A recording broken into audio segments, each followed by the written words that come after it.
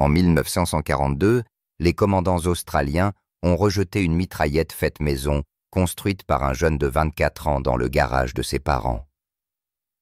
Pourtant, quelques mois plus tard, seulement cette invention rustique, le fusil Owen, allait contribuer à révolutionner la guerre en milieu jungle, défiant la boue, l'humidité et le scepticisme militaire, alors que toutes les autres armes se bloquaient. Comment un prototype refusé est-il devenu l'arme la plus fiable de la campagne du Pacifique? La réponse commence bien avant que le premier coup de feu n'ait été tiré. Evelyn Owen n'avait que 24 ans lorsqu'il commença à bricoler des armes à feu dans le garage familial à Wollongong en 1939. Entouré de croquis et d'étuis vides, il fabriqua un prototype de mitraillette à partir d'acier de récupération et de bric-à-brac chambré pour le calibre .22.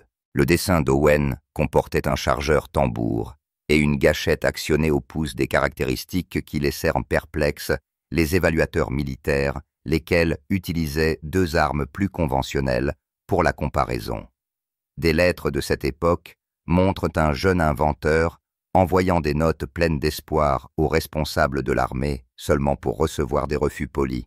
L'armée qualifia sa création d'impraticable et d'inexpérimenté, laissant Owen travailler seul, poussé par une curiosité obstinée.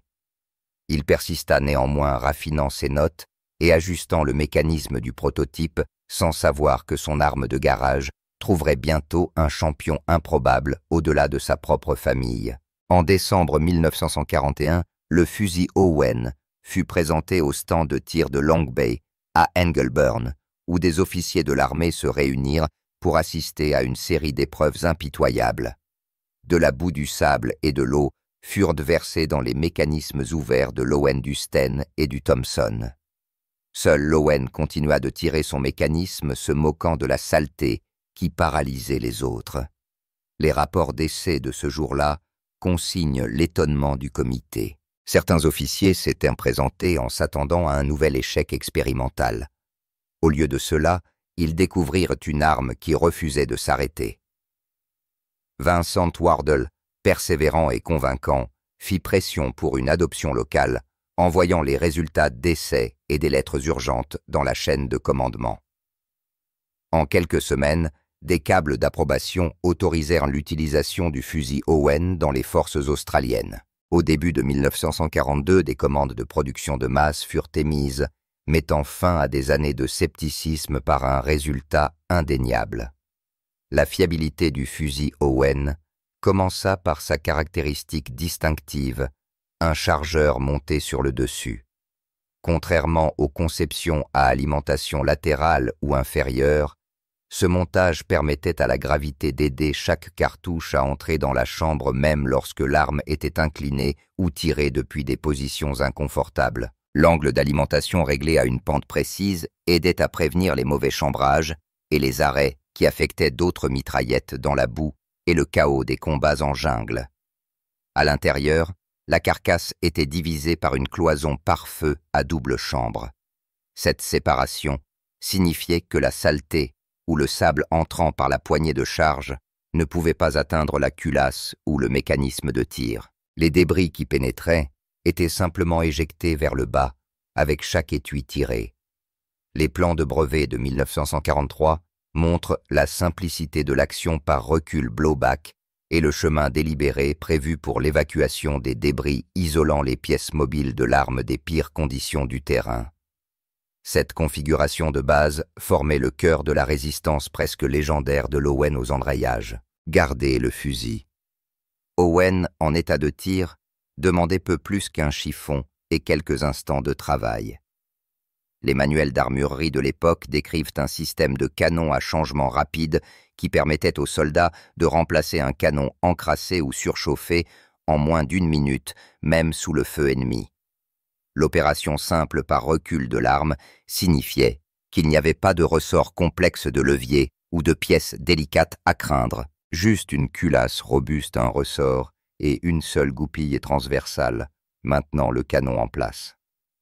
Pesant un peu plus de 9 labis, 4 1 kg. L'Owen était suffisamment lourd pour absorber le recul, mais assez léger pour qu'un seul homme puisse le démonter et le remonter sur le terrain. La plupart des arrêts pouvaient être résolus sur place, et le nettoyage était simple, ouvrir l'action tapée pour extraire la goupille et passer un chiffon dans le canon. Cette facilité d'entretien donna aux soldats la confiance que leur arme continuerait de tirer, quel que soit la rudesse et les conditions. La boue s'accrochait aux bottes et aux uniformes, tandis que l'infanterie australienne rampait à travers la végétation dense près de Gona à la fin de l'année 1942. Dans ces conditions, les armes devenaient souvent un fardeau. Les journaux du 2e bataillon du 16e régiment notent que la nouvelle mitraillette Owen fonctionnait de manière excellente dans la boue et sous la pluie. Les soldats écrivaient qu'ils ramperaient sur des troncs d'arbres, abattus leurs armes couvertes de saleté, mais toujours capables de tirer lorsque cela était nécessaire. Les Sten et les Thompson, en comparaison, étaient souvent mises hors service à cause d'enrayage. Le caporal Ralph Ormsby, du 2e bataillon du 14e régiment, se souvenait. Le fusil Owen continuait simplement à tirer même recouvert de boue. Le sergent Kevin Gibson raconta avoir laissé tomber son Owen dans un marais lors d'une patrouille près de Bouna, l'avoir ramassé et constaté qu'il était prêt à tirer. Ces témoignages directs conservés dans les archives orales du mémorial de la guerre d'Australie illustrent une vérité simple du champ de bataille. Les hommes faisaient une confiance au fusil Owen quand rien d'autre n'était fiable. Les registres d'armuriers dissimulés dans les carnets des unités et les rapports d'après-guerre révèlent un tableau plus nuancé derrière la légende.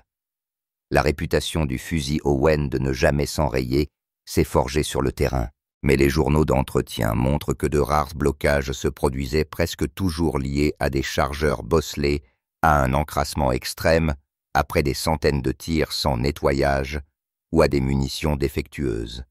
Dans ces cas, les réparations étaient généralement mineures et effectuées sur place. Comparés aux pannes fréquentes du Sten ou du Thompson plus lourds et plus complexes, les problèmes du fusil. Owen est ainsi rare que les armuriers mentionnaient leur fréquence comme négligeable dans les rapports officiels. Les médias d'après-guerre et les bulletins régimentaires ont amplifié le mythe, transformant une poignée d'incidents d'enrayage en preuve d'une quasi-indestructibilité. Les causes réelles lèvres d'alimentation tordue, chargeurs englués de boue ou extracteurs usés furent recensées mais jamais répandues. Tandis que la légende grandissait au fil des récits, les archives confirment que la fiabilité de l'arme était exceptionnelle sinon absolue. Au début de 1942, les rapports officiels d'essais de l'armée confirmaient la fiabilité inégalée du fusil Owen dans les conditions de jungle, un fait repris dans les journaux de première ligne et les entretiens d'après-guerre. Grâce à sa conception simple à recul libre, à son chargeur monté sur le dessus et à son canon facilement remplaçable, cette arme offrait aux soldats australiens un outil qui échouait rarement alors que les Thompson et les Sten importés peinaient. Bien que les journaux de campagne et les registres d'armuriers confirment que des enrayages pouvaient se produire, ils demeurent remarquablement rares dans les preuves disponibles. À ce jour, tous les dessins techniques et documents d'approvisionnement de la période d'adoption du fusil Owen n'ont pas été publiés, laissant certains aspects de son développement et de son processus de sélection incertain. Pourtant, un point demeure incontestable. Les performances du fusil Owen ont contribué à façonner les succès militaires de l'Australie de Bunagona à Bornéo, et son influence sur la conception des armes légères militaires est encore citée par les historiens et les ingénieurs. Pendant des décennies, le fusil Owen est resté la preuve que l'ingéniosité locale pouvait égaler et parfois dépasser les standards mondiaux dans les conditions les plus extrêmes.